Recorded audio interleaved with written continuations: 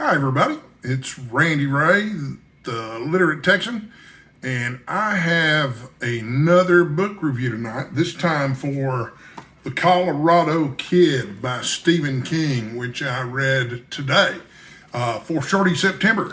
It's 200 pages long, and so I thought it would be very appropriate for Shorty September. This is part of an imprint called Hard Case Crime, which specializes in publishing noir, hard-boiled fiction from the 1940s and 1950s that's been forgotten. They had apparently approached Stephen King about writing a blurb for them, and he came back and said, well, no, I'd rather write a novel for you. I know this because this is in the foreword to the book. Also, this review is going to be full of spoilers, so if you don't want The Colorado Kid by Stephen King spoiled for you, you probably don't want to watch this review, okay? So anyway, this was published in 2005. I have the new illustrated edition, which I believe came out many years later. But anyway, this is the book here, and as you can see, there's illustrations throughout, or as you're about to be able to see, and those are pretty cool. Also, it came with some postcards, which I thought were cool. And it makes it look like there's some really beautiful women characters in the story, but not really. It's not what the story's about. And this is only 178 pages long if you skip the afterword and the preface. But The Colorado Kid actually tells two stories, not one story. And ostensibly, it's a mystery.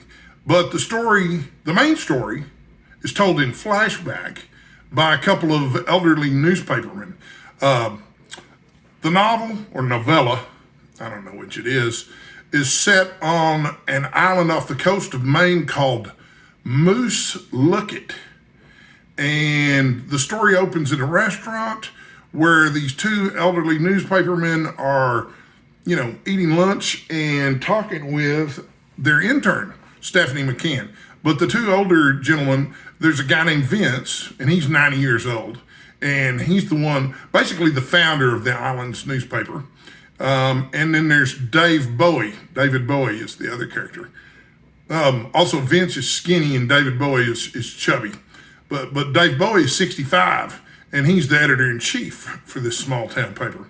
And then the young woman who's their intern is 22. And they get to talking about mysteries in small towns and whatnot. And so they relate to her this mystery that's haunted them ever since they encountered it in 1980, which is the other story. There's a story going on about what's going on between these two old men and the young intern at the newspaper, which is sort of a meditation on journalism and news stories and how most mysteries are unsolved. And there's a certain aspect of it that's pointing towards the fact that most of life is full of mysteries that are unsolved. But the secondary story is about the Colorado Kid, who is a dead body that was found on the beach. And the mystery was never solved about how he got there. But he was just found on the beach. He's wearing gray slacks and a white shirt. And, they do the usual autopsy stuff on him, and they find a chunk of steak in his throat that he had partially chewed, but evidently choked on. But there are a lot of weird things about the story, like there's a Russian coin in his pocket. They don't know what it's doing there. There's a pack of cigarettes there, but the cigarettes are from Colorado. And he's a non-smoker. It's obvious during the autopsy that everything is pink. It takes the police and the newspaper reporters a year or a year and a half to finally find the guy's identity. And when they do, they approach his widow to try to get more information from her, and she's got more questions for them than answers. But apparently he was just an artist at some type of advertising agency. He was a commercial artist, nonetheless. I don't remember if it was an advertising agency or what. But he had chartered a plane to come to this island on the other side of the country.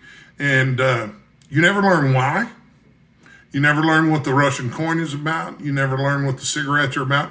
You never learn whether or not he was murdered. There was apparently no other woman. He hadn't been having any kind of financial problems. He showed no sign of being mentally ill. Those are the normal things that you would look for in a case like this, and none of that applies here. So the mystery remains unsolved at the end of the book. So Stephen King points out in the afterword that people are either going to love this book or they're going to hate it. I don't know that I hated it, but I didn't like it. It was well written. I liked the elderly newspaperman characters, but it just seemed like a bunch of nothing. There just wasn't any, there was no there, if that makes any sense. I don't know, maybe I'm too used to mysteries that actually have a resolution at the end, and I felt unsatisfied by that. I suspect that'll be the case for a lot of people.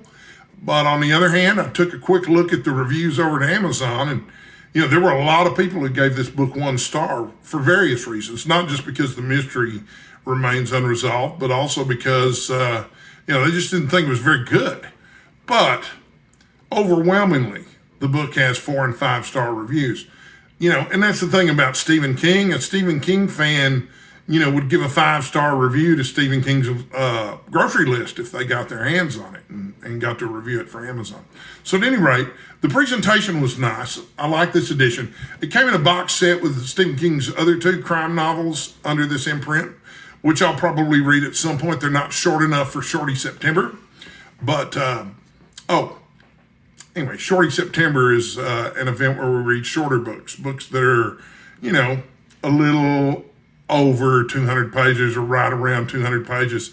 Some people are shooting for even shorter than that, but they're basically books that you can read in one sitting. At any rate, I can't honestly recommend The Colorado Kid by Stephen King to anyone other than people who just want to have read everything that Stephen King has ever written. I've probably read 2/3 of everything Stephen King's ever written, so I can check one more off the box. I have more Shorty September reviews coming up soon, and thanks for watching. I got all kinds of other videos. I'm a little tired tonight. This is the time of week that I start getting tired. So anyway, I'm going to sign off for now, but thanks for watching, and I'll be back with more book reviews and lists and ideas and thoughts about the bookish world soon. Stay hydrated, folks.